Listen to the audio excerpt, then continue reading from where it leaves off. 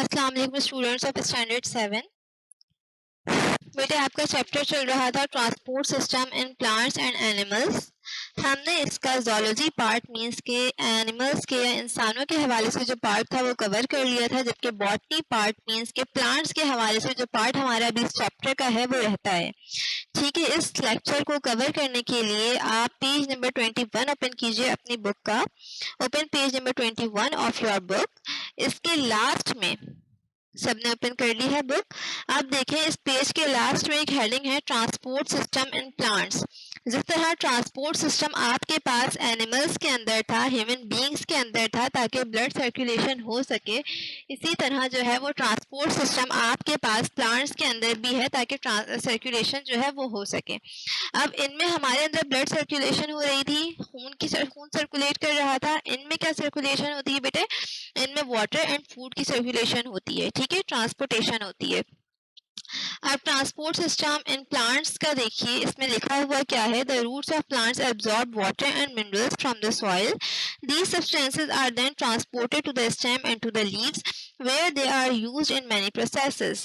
Water is combined with carbon dioxide to form sugar by photosynthesis, and minerals are used in the manufacture of proteins and other complex chemicals. These end products are then transported to other parts of the plant where they may be stored or used in the growth of new tissues. अच्छा, अब इनमें transportation होती है waters की, food की and minerals की। ठीक है, अब आप यहाँ पर देखें इसमें बता क्या रहे हैं, आपके पास जो रूट्स होती हैं प्लांट्स की जो जड़ें होती हैं पौधों की, ये क्या करते हैं? पानी को और मिनरल्स को जमीन के अंदर से मिट्टी से जज्ब करते हैं। ठीक है, अब ये सब्सटेंस तो हमारे पास रूट में आ गया ना, रूट ने एब्जॉर्ब कर लिया, लेकिन जो है आपके पास सिर्फ पानी और मिनरल्स की जो ज़रूरत है वो सिर्फ उसको रूट्स को तो नहीं है, स्टेम को भी ज़रूरत है, लीव्स को भी इस चीज़ की ज़रूरत है। तो ये प्रोसेस सर्कुलेशन ट्रांसपोर्टेशन के ज़रिए जो है ये कहाँ जाएगा? ये वाटर और मिनरल लीव्स तक भी पहुँचेगा और स्टेम तक भी पहुँचेगा। अच्छा, वाटर जो मिलता है वो कार्बन डाइऑक्साइड से मिलता है और क्या बनाता है? शुगर बनाता है फोटोसिंथेसिस के प्रोसेस के जरिए। And minerals are used in manufacture of proteins, और जो मिनरल्स हैं वो क्या करते हैं, किस चीज़ में इस्तेमाल होते हैं? प्रोटीन्स मैन्युफैक्चर करने में और अदर कॉम्प्लेक्स जो केमिकल्स होते हैं वो बनाने में काम आते हैं। अच्छा, अब ये जब चीज़ें बन जाती हैं तो ये प्लांट्स के डिफरेंट पार्ट्स में ट्रांसपोर्ट कर दी जाती हैं और कभी कभार इनको स्टोर कर लिया जाता है, जमा कर लिया जाता है ताकि ये काम किस में आ सके? ग्रोथ में काम आ सके।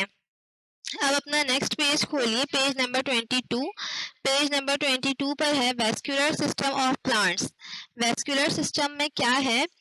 पेज नंबर 22 पर देखें, substances move from one part of the plant to another through a system of narrow tubes known as vascular tissue.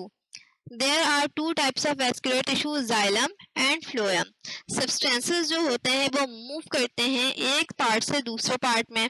ठीक है, अच्छा अब यहाँ पर जो है ये सब्सटेंसेस मूव, हमारी बॉडी में जो है ब्लड मूव कर रहा था आर्टरीज और वेन्स के जरिए। इनमें भी आर्टरीज और वेन्स की तरह कुछ नैरो ट्यूब्स होती हैं, कुछ बहुत छोटी छोटी ट्यूब्स होती हैं और इन्हें कहा जाता है इन ट्यूब्स को ये ट्यूब्स मिलकर एक टिश्यू बनाती हैं जिन्हें वेस्कुलर टिश्यू कहा जाता है। अच्छा, वेस्कुलर टिश्यू जो होते हैं वो दो टाइप्स के होते हैं, इनका नाम है, एक का नाम है जाइलम और दूसरे का नाम है फ्लोएम। ठीक है, अच्छा ये दोनों टिश्यूज मिलकर एक सिस्टम बनाते हैं और उस सिस्टम का नाम है वेस्कुलर सिस्टम। अब इन दो टिश्यूज के काम क्या क्या है, जाइलम के काम क्या है और फ्लोएम के काम क्या है, ये हम वन बाय वन देखेंगे। जाइलम वाला पैराग्राफ पढ़िए। Xylem is a tissue which is made up of tube called xylem vessels. Xylem एक टिश्यू का नाम है जो कि ट्यूब्स से मिलकर बना है, जिन्हें हम नाम क्या देते हैं? जाइलम वेसल्स का नाम देते हैं। In tall trees, xylem vessels may be over 30 meters long. Xylem vessels जो लंबे दरख्त होते हैं, लंबे लंबे दरख्त होते हैं, उनमें 30 meters long होती हैं या उससे भी ज़्यादा होती हैं। Xylem vessels from our transport system Xylem vessels form a transport system through which water and dissolved minerals move from the roots. Xylem vessels क्या बनाते हैं, एक ट्रांसपोर्ट सिस्टम बनाते हैं जिनके जरिए वाटर मूव करेगा और डिजॉल्व मिनरल्स मीन्स की जो मिनरल्स उसमें डिजॉल्व हुए हैं वो मूव करेंगे।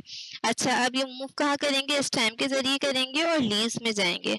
Xylem forms the hard woody skeleton of plants. Xylem क्या करते हैं, हार्ड वुडी स्केलेटन जो होता है प्लांट्स के अंदर लकड़ी का वो फॉर्म करते हैं। फ्लोएम का काम क्या है, phloem is a tissue which is made up of a long cells. Phloem भी टिश्यूज हैं जो कि किससे मिलकर बनते हैं, लॉन्ग सेल से मिलकर बनते हैं। The cross walls between the cell are perforated like a sieve and so phloem tubes are called sieve tubes. अच्छा, ये ट्यूब्स जो है ये कैसे हैं, छन्नी नुमा स्ट्रक्चर है इनका कि आप कोई चीज डालें और उसमें से छन जाए, तो इसीलिए इसे क्या कहते हैं, सीव ट्यूब्स भी कहा जाता है इन ट्यूब्स को। Sieve tubes form a transport system through which food made during photosynthesis. अच्छा, इन sieve tubes का काम क्या होता है, ये फूड ट्रांसपोर्ट करते हैं, एक ट्रांसपोर्ट सिस्टम बनाते हैं जिनमें से फूड जो कि वो फूड जो फोटोसिंथेसिस के प्रोसेस में बन चुका होता है, लीव्स में होता है ना फोटोसिंथेसिस के प्रोसेस, कि लीव्स में फोटोसिंथेसिस का प्रोसेस होगा, प्लांट का फूड बनेगा। अब क्या सिर्फ लीव्स को जरूरत है फूड की, नहीं, लीव्स प्लांट्स के बाकी पार्ट्स को भी उसकी जरूरत है।